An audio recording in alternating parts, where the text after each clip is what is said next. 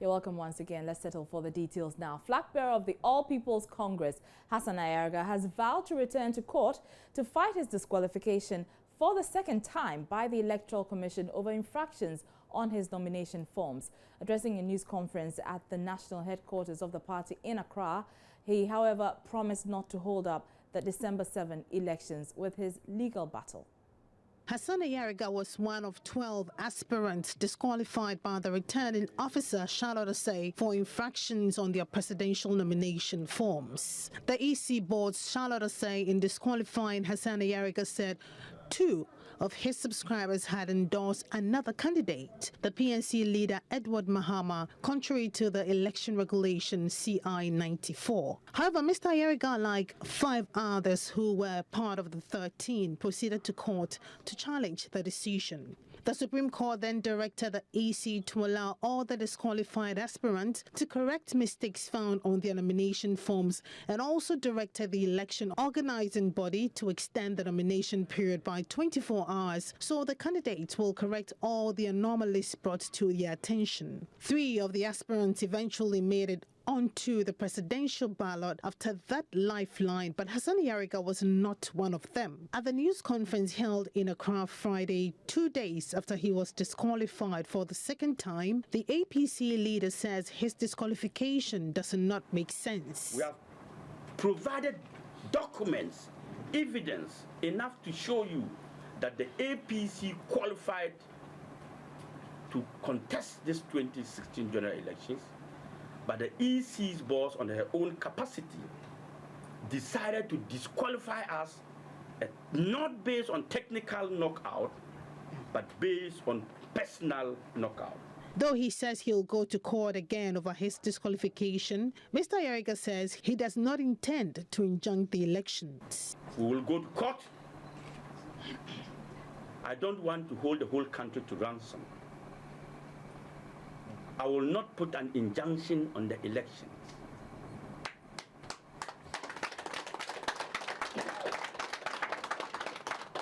But I will seek for justice to be delivered to me and to the whole world, to know that people cannot take the law in their own hands and do whatever they want and walk away with it. The APC has spent millions of cedis to get to where we are. He had some harsh words for the EC chairperson and described her appointment as the worst mistake ever to happen in Ghana. Madame Charlotte Asay is biased. With due respect, she's a tyrant. With due respect, she cannot be maintained as an EC. She's incompetent, she's inexperienced, and she does not qualify. Based on her action and inaction, she is not qualified to supervise the 2016 general elections of Ghana. And I call on everybody, the international world, to put her on the table to answer questions. If not, if care is not taken, the conduct of the commission in this whole saga, if seriousness is not checked, could lead to far-reaching consequences in the country. Voters are discouraged with the whole saga. Democracy has taken a different turn, and we have lost the EC. We don't have an EC anymore. The EC is no more a credible institution under Madame Charlotte Asay to supervise any elections. Hassan Ayarga, however, says if the APC is to support any other party, he'll make the announcement 10 days before the election. And we'll bring you more on this interesting spat between the APC flag bearer and the EC chairperson subsequently. But now, an 85-member European Mission Observer team is in the country to assess proceedings before, during and after the elections. Announcing this to the media Friday, Chief Observer Tamas Mezerix explained his team won't be ensuring international rules of elections are observed. The long-term observation teams out in the different regions in the country, at least one team in each region, and they have already started their observation activities. I'm glad you said you've already started. What have been their assessments so far? What we could do preliminarily, of course, is evaluating or at least scrutinizing the legal framework, and we're fully satisfied that the legal framework conforms to all the international standards that are important benchmarks. So as long as the elections are held according to the law in Ghana, this should be absolutely satisfactory. Is there anything from our past elections in your recommendations prior to this one we're about to have that you are critically going to look at for these elections? The most important elements are issues of transparency. We believe that transparency at every stage of the election process, not just at the polling day, is one of the most important safeguards. This is one of the best guarantees for the acceptance of the results and therefore for a peaceful resolution to political conflict through the ballot box. So we have all sorts of transparency recommendations. Some of them are easily are easy to carry out. Some others would require, for example, legal action. And of course, every country is different in how legislation can be brought about in that. So, and are you embedded with any of the observer missions in the country currently? This is an independent observation mission. We do our own logistics, for example. We do our own liaison with the administrative authorities at every level. So no, we're not embedded in it with any other team. You're watching Joy News Prime. We're going for a short break now, but still ahead, Ghana Registered Nurses and Midwives Association calls off its partial strike, which left many patients stranded at government health facilities around the country in the last few days.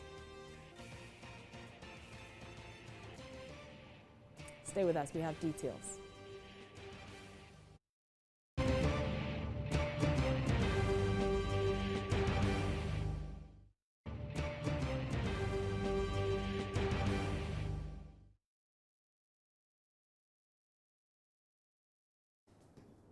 You're welcome back. Now, the Ghana Registered Nurses and Midwives Association has called off its partial strike, which left many patients stranded at government health facilities across the country in the last few days. The industrial action to compel government to address their grievances, including the scrapping of training allowances and the non-payment of salary arrears due them, saw the nurses withdraw services to outpatients. They have threatened a full-blown strike in the coming days. But after a meeting with their members on Friday, the association decided to call off their action. Joining me now in the studio is Kweku Asante Krobia, who is the president of the Ghana Registered and Nurses Midwives Association.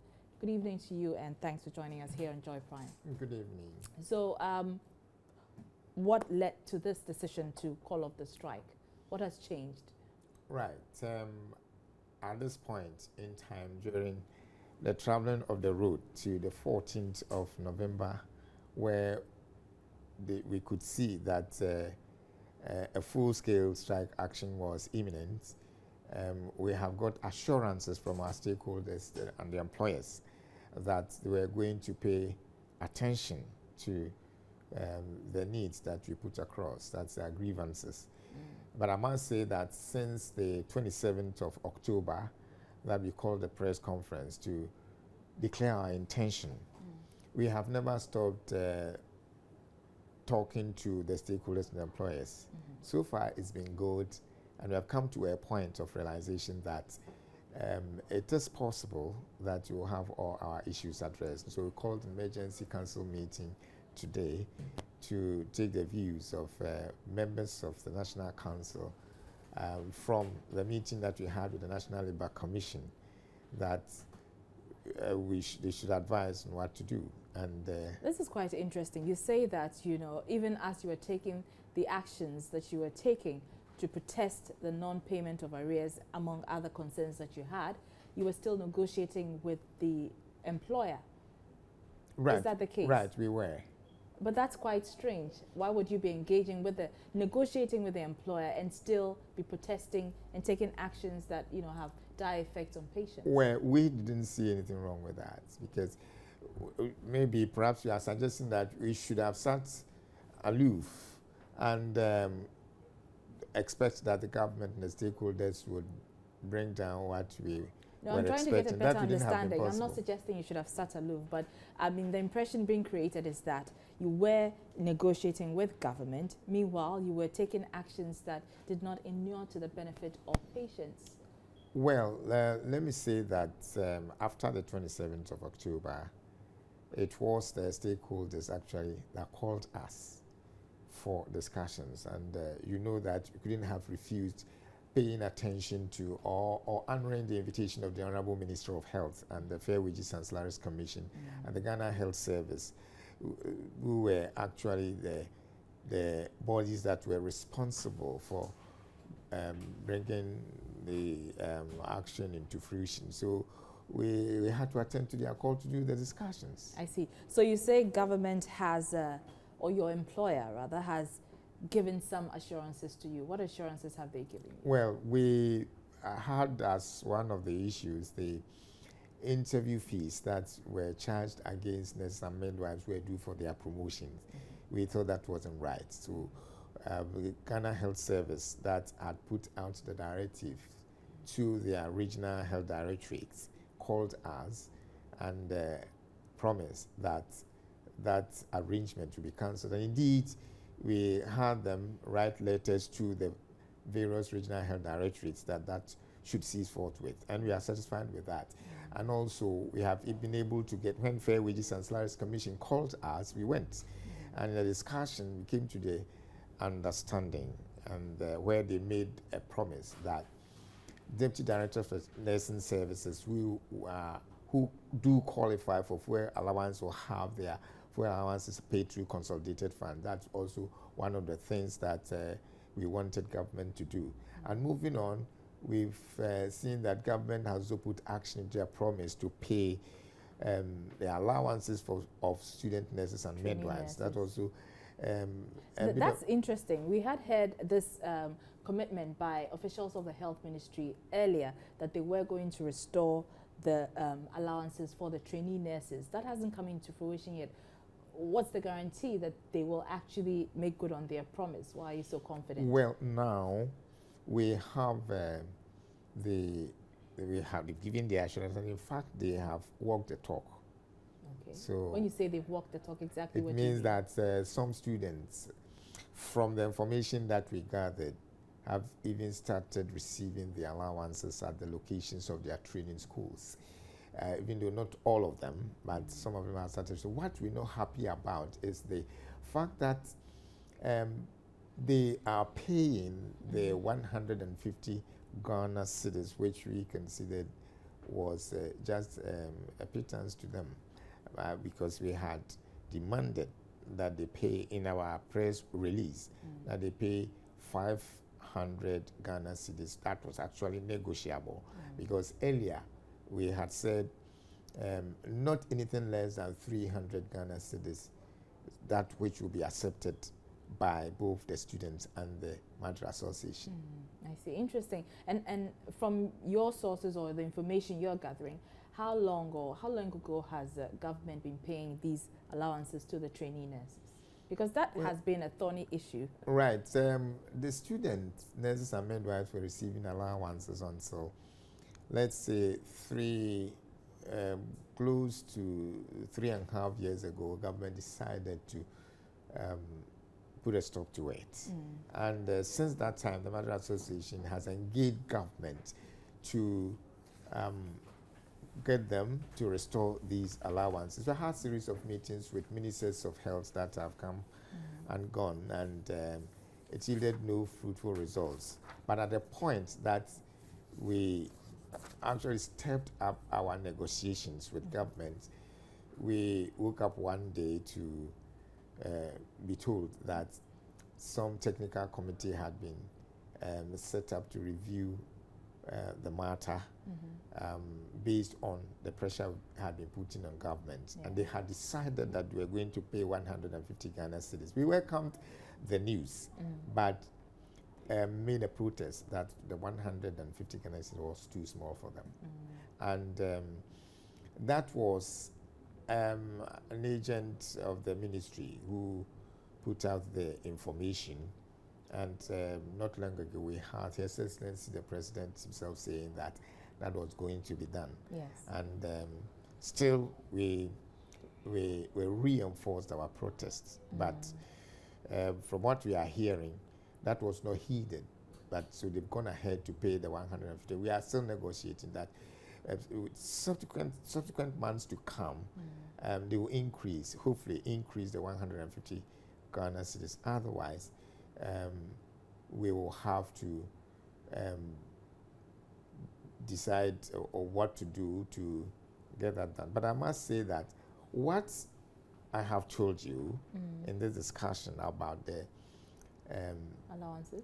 No, the withdrawal of the action. Okay. It is just a temporary withdrawal. Okay, I was about to ask that, whether it's just a suspension of your action or it is a total withdrawal. It is a suspension of the action, I must say, because we're going to continue the negotiations until all the promises are fulfilled. But as I've told you, some have been fulfilled. The others, we're watching. And also, the withdrawal or the suspension of the action has come about because our complaints that we lodged before the National Labour Commission has been accepted. They've taken note of that, and they have our support to stay the action and then continue the negotiation. And when we come to a point where the agencies and the stakeholders, the employers have failed to honor the promises, we will go back to your action. Yes. Very well. Okay, thank you very much for your time. And that was Kweku Asante Krobia. He is president of the Ghana Registered Nurses and Midwives Association there. And as you heard him, they have suspended their action and it is just temporary. Let's move on to other stories. And President John Dramani Mahama says the government intends using ICT tools to address the falling standards of maths and science education. Campaigning in parts of the capital, Accra, on Friday, the president touted his achievements in the education sector and commissioned 2 community day schools and a gold refinery. There's more in this report. The president's activities for the day started at the Kotoka International Airport, where he cut the tape to signal the official opening of the Gold Coast refinery. The refinery, which will begin full operations in December, will provide services such as processing and export of gold, jewelry manufacturing, as well as melting and testing of precious metal. Said to be the second largest in Africa, it is expected to provide direct and indirect jobs for about 1,200 people. President Mahama said government, apart from partnering the private sector to create jobs, will continue to invest in infrastructure.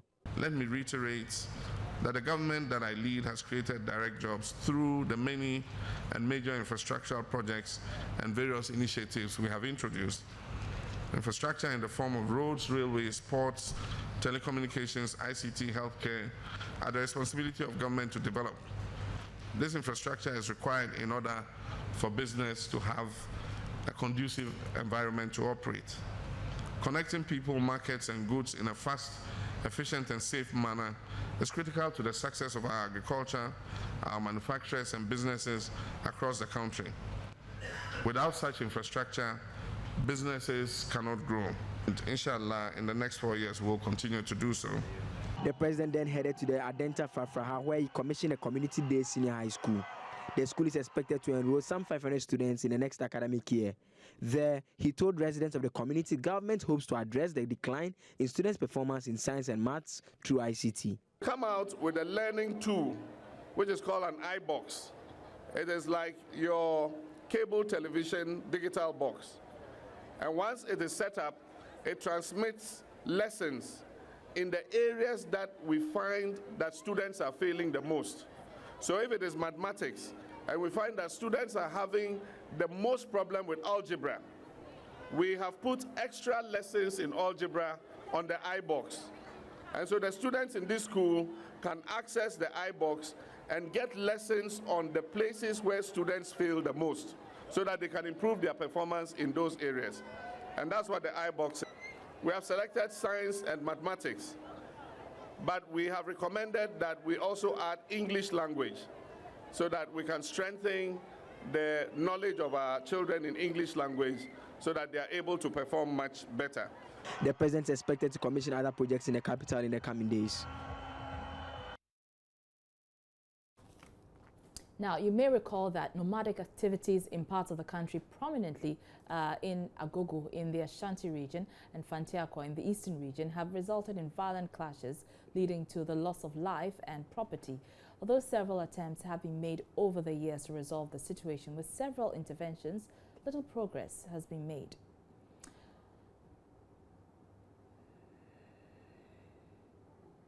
Call it long overdue, but government has launched an interministerial committee tasked with the responsibility of addressing challenges associated with nomadic activities in the country.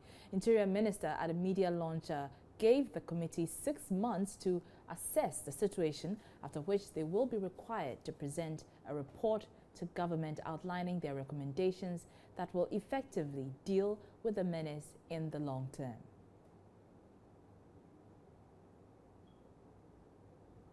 The ministry will continue to lead in this process because it has both security implications, it has development challenges, and also it has border control issues. And most of the issues that we'll be talking about will be with this. But we also realize that we cannot do it by ourselves.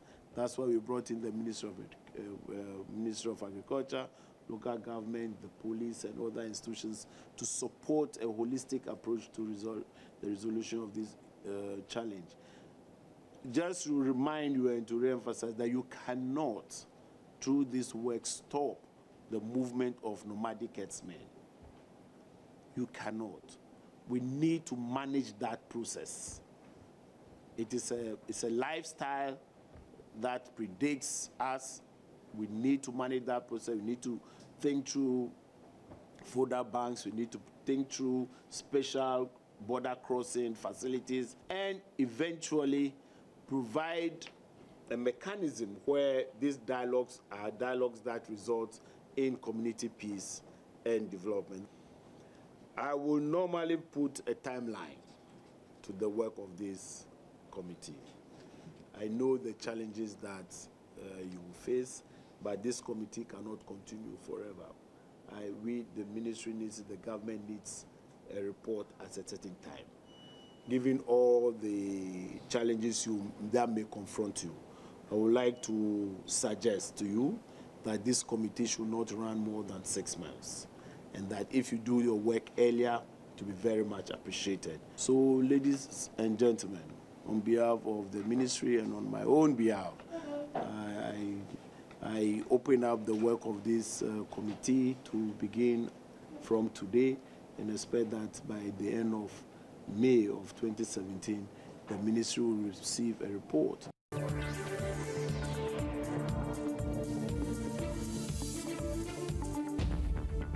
You're welcome back. Time for business now, and Emmanuel Abuaji-Riafe joins me in the studio. Hi, Emmanuel. Hi, Araba. You're looking good.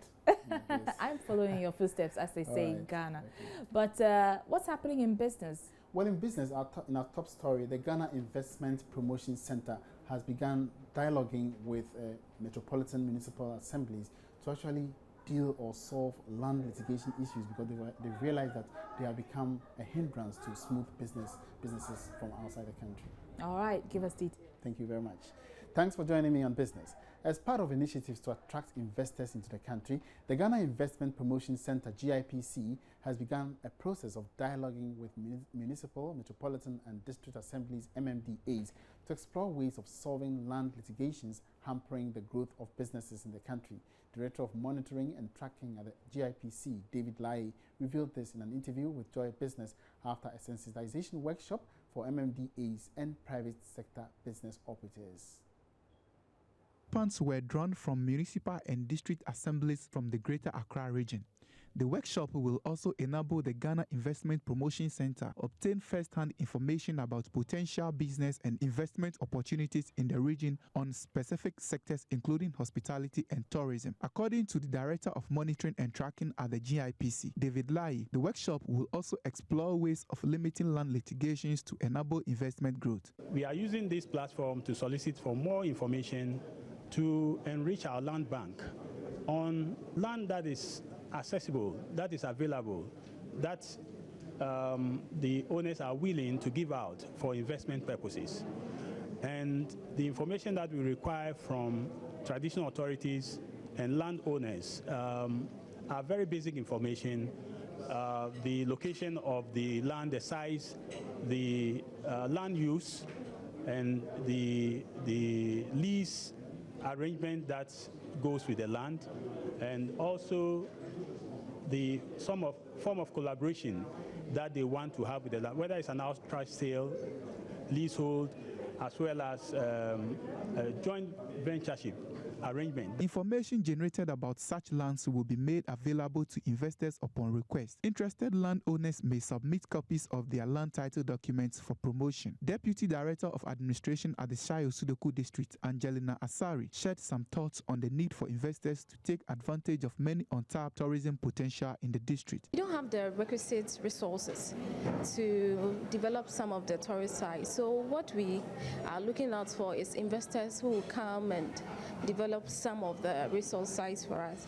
Even though the Assembly has taken the initiative and is doing a lot of work on our tourist site, so we need investors who will come and help us with the resources, and we will develop the site so that it will be attractive to Ghanaians and people overseas to come and see what we have in the Dodowa forest. There will be a collaboration between the GAIPC and the District Assembly.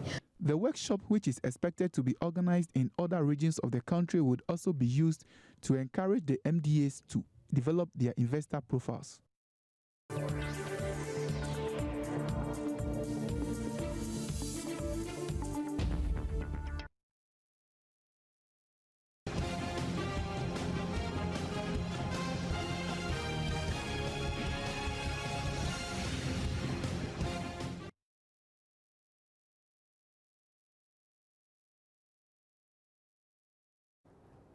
You're welcome back. Let's go back to that story by the flag bearer of the All People's Congress, Hassan Ayariga. As we told you earlier, he has vowed to return to court to fight his disqualification to contest in the presidential race in the December polls by the Electoral Commission. Well, the later threat by the flag bearer of the All People's Congress to head to court again over his second disqualification revives a spat between himself and the Electoral Commission chairperson, which can be traced back to the aftermath of his first disqualification when, out of anger, he used some unprintable words on Charlotte Osei.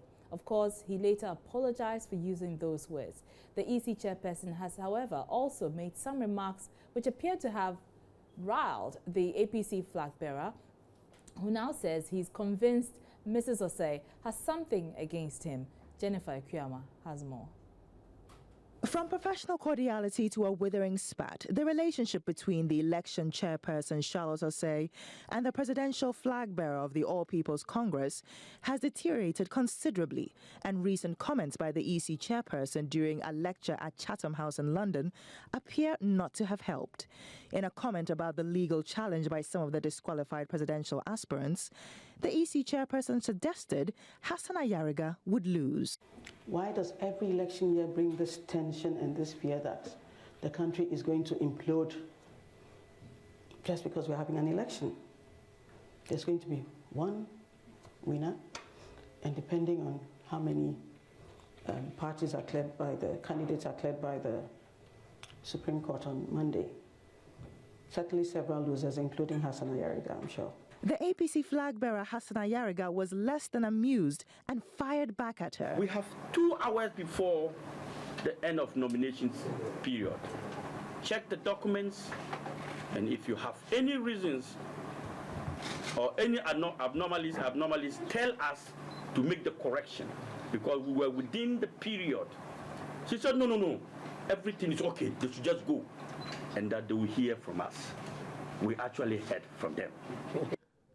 The EC chair has attempted to clarify her remarks, but that has done little to appease Mr. Ayariga's ire. Per the actions and inactions of the Electoral Commissioner, we saw what happened in 2012. This woman yesterday sat on TV and said that the 2016 election is going to be more credible than 2012.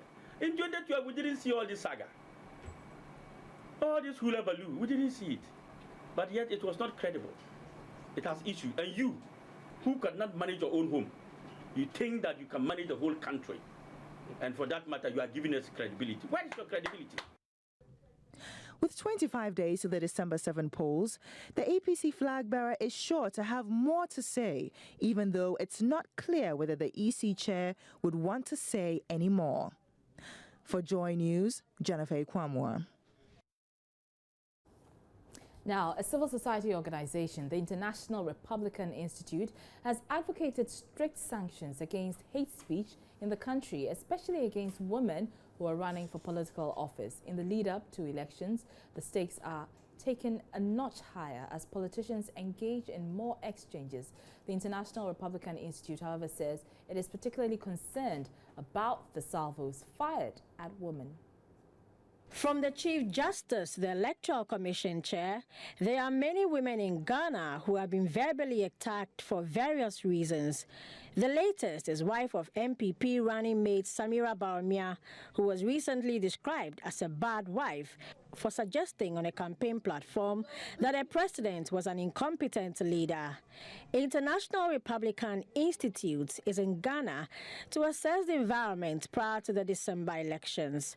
One of the observers, Muya Nardu, speaks on sanctions needed to be applied. They can be criminal sanctions or sanctions by the society. If the society just comes together and condemns a certain action, there should be repercussions for saying something that is not acceptable. It's either people don't vote for you, as simple as that, because you are not a good role model. Hate speech in most countries is criminalized. I wouldn't be sure the extent of the legal provision in Ghana's law as regards hate speech. But I think we came across one case where journalists in a radio station, I think you call it the Monty 3, if I'm not mistaken, and my understanding is that they were convicted and given a somewhat harsh sentence, but that sentence was subsequently reduced. And I think there was outrage in the public. That's the starting point. And we commend that outrage within the public. But I think it should be the public working together with the government. You have to have legal structures, legal penalties for people who cross the line in terms of hate speech. According to Rubina Namusisi from Tanzania, most women fail to compete appropriately on the political field because of communication skills and lack of training. She advised women to train themselves for the political position before competing. When you're running for political office, you are not taking a walk in the park. So the opponent has to try as much as possible to come up with anything to put you down.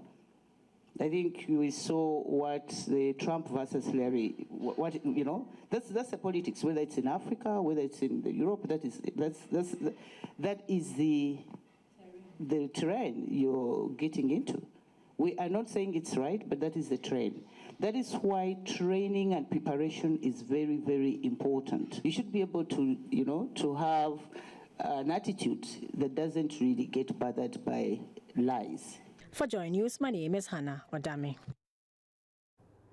Now, the executive director of the Center for Economic and Policy Analysis, CEPA, has blamed the failure of institutions on the moral decline in society and lost values. According to Dr. Joe Abe, attacks on the Chief Justice, among others, are examples of how the Ghanaian moral fabric has decayed and is adversely affecting state institutions. Citing the verbal abuses heaped on the Chief Justice by sections of the society following the sentencing of the Muntie 3, Dr. Abe argued the failure of institutions emanates largely from the neglect of important elements within its culture.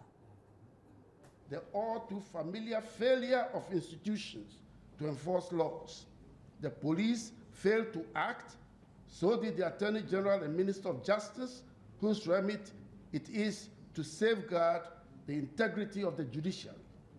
Rather, it was the BNI, the Bureau of National Investigations, which often is a security institution of last resort, that took up the matter only to conclude that the alleged threats were empty and thus there was no need for prosecution. I mean, how again on earth can anybody say that if somebody threatens you with violence, even death, You are supposed to take the decision. This is empty. They can't carry it out and sit there. And we have institutions of state that have been set up to prevent exactly this, saying this, and the country goes quiet. Nobody is willing to say, come on, foul. You can't talk like that. Now, the institutional failures appear to have placed the judges in a position being tempted to act in their own case, to defend their institution and uphold the law.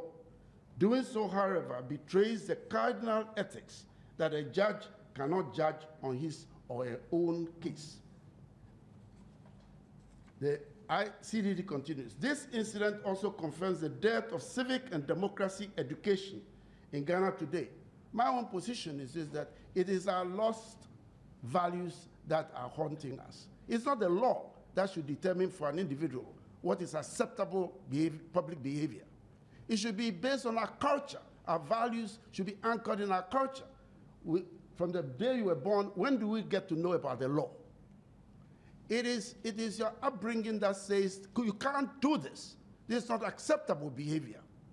But we get to a situation where if the law cannot get you, then it is okay to do it. Well, Dr. Joe Abbey was speaking at an Imani Ghana forum on challenges and opportunities beyond the 2016 elections. Executive Secretary of the Institute for Democratic Governance, Dr. Emmanuel Akwete, who also addressed the forum, called for a reduction in expenditure by the Ghana Police and other state security institutions in the maintenance of peace during elections, as this results in budget overruns. The way we spend on security, the National Election Security Task Force, they are always the police, the armed forces, you know, the IGP and the Chief of Defense Staff, they are head of this task force. They co-chair it and co-lead it. But if you look at, increasingly, you look at 2008, 2012, and probably now, as compared to the period before 2008, they would tell you the expenditures and how they're rising and the sophistication of equipment, route gear, vehicles, and so on that they are having to bring in because they must spend to ensure that there is no violence or there is no the kind of uprising that will destabilize the democratic system. And I once heard the Minister of Finance saying that, you know, because it is our stability, peaceful elections and stability that has positioned us so well, and we're attracting a lot of goodwill and investment from the world, it becomes so imperative for every government to ensure that there is peace, there are peaceful elections, and and the stability, democratic stability is maintained, so that it would impact positively on the economy. But as a result of that, they spend a lot of money. They don't disclose how much, because these are security matters and so on. But we know at least that it does affect expenditures during elections. So when after the elections the government says, well, we are in some deficit, we overspent, sometimes you want to know where the money went to. And this is one area where they spend a lot, so that there is no fight and so on.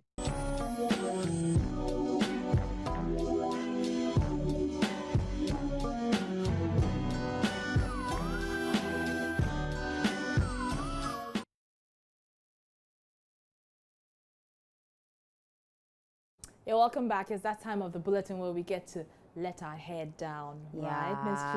Yeah. It's time for entertainment news, and the lovely Miss G joins me in the studio, looking quite, what's the word to even describe you?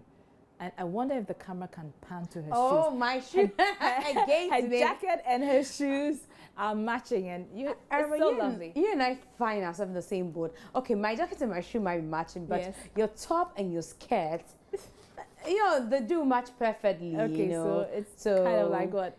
Combination Friday. It's a combination Friday, we are being Afrocentric, we are the girls that Manifest was talking about. We're being Afrocentric, a bit of African and a bit of something Western. Yes. Anyway, that's the way to go. Yes, it's been weeks of drama among certain ladies in the industry.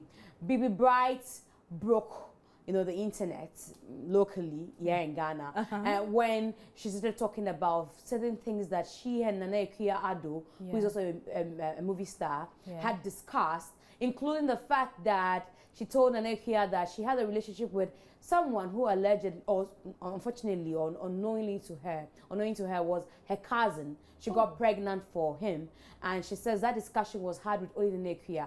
So she was so furious when the news broke and came into the public domain, because a handle allegedly was used by Nana Akua to post these stories and that Bibi Bright's Instagram handle. Now, Nana Akua refused to comment about the issue back then.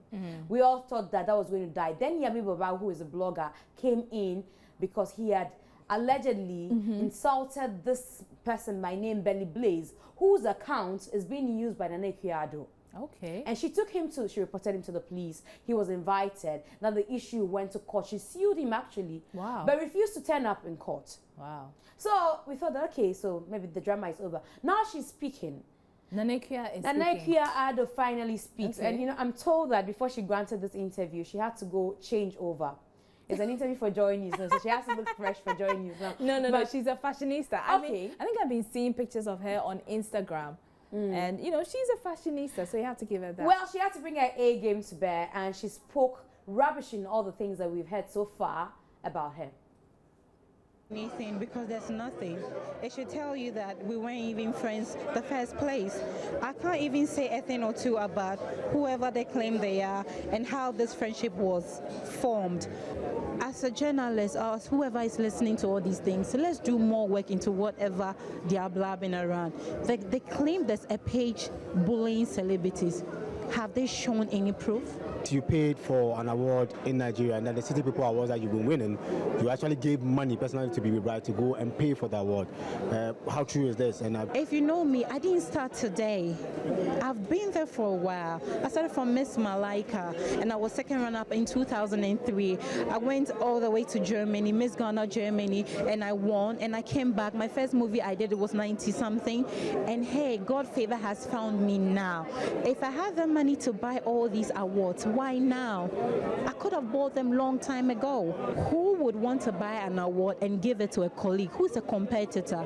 Don't they have an account? I'm so smart for that. Can't I do a transfer to whoever there is into their account? Do they know the kind of transfer I do? I've been a businesswoman that I've owned company before. I pay employees and all that. I know how to do transfer. So why would I give you?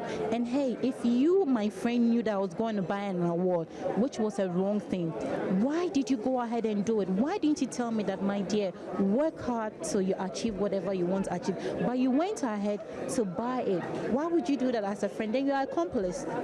Then which means you also been buying favors in whatever you do. Why do you have to bring it out now? If I did it and you didn't talk, why are you bringing it out now? You see, do you know the funny thing? Bibi Bright didn't say things about me. She actually said things I said about people. No, but then the thing is that if the people come out and they own up that I have said that and they want to take me to court, that would actually be more interesting. What did Sally say? Yeah, she's the one who actually said that your marriage hasn't worked out. You live a life that's above your means and a whole lot. Yeah, and she's say something. Who is Sally to complain about that? At the end of the day, even if I leave, I haven't stalled. They haven't arrested me for the kind of lifestyle I'm living, and it's my life. I'm not complaining. Who are you to judge me? I am not here to even discuss Sally, because that would be so, I don't know the kind of word to use. I wouldn't even stoop that low. If she has a perfect life, I'm happy for her. Whatever life that I'm living, I don't want to explain it to anybody. It is my life, and most importantly, the people around me loves me, you understand? If I'm living a fake life, the question is that what has it got to do with Sally? What's her business?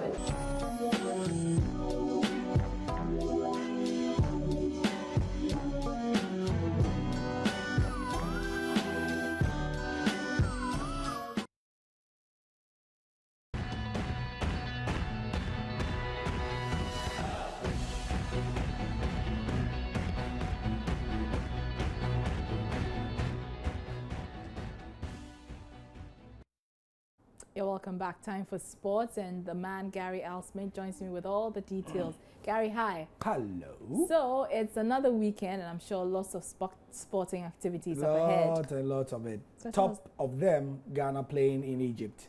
Wow. What are your thoughts? You think we're going to lose or win? Well, hopefully we win. No, what are our chances, really? Well, yeah, they are 50-50. 50-50? Yeah. So it's likely we'll lose.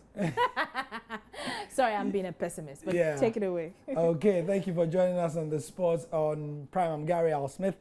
Black Stars in a bit. First of all, we just got word about an hour or two ago that the life patron of Asante Kotoko 24822 II has dissolved the board and the management of the club with immediate effect. In a letter signed by the Chief of Staff at the main Shia Palace, his name is Kofi Bedu, the Asante Hene is not willing to leave the running of the club in the hands of the board and management next season. The Asante Hene appointed the Paul Edu Jemfi led board 3 years ago. Joy Sports understands that the 24822 II will name a new board for the club before the start of the next Ghana Premier League season.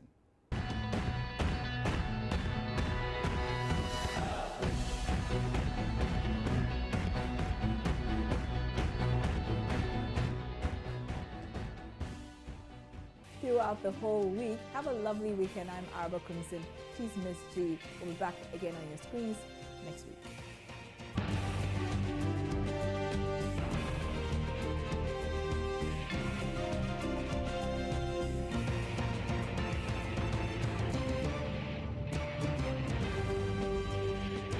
This is Joy News Prime.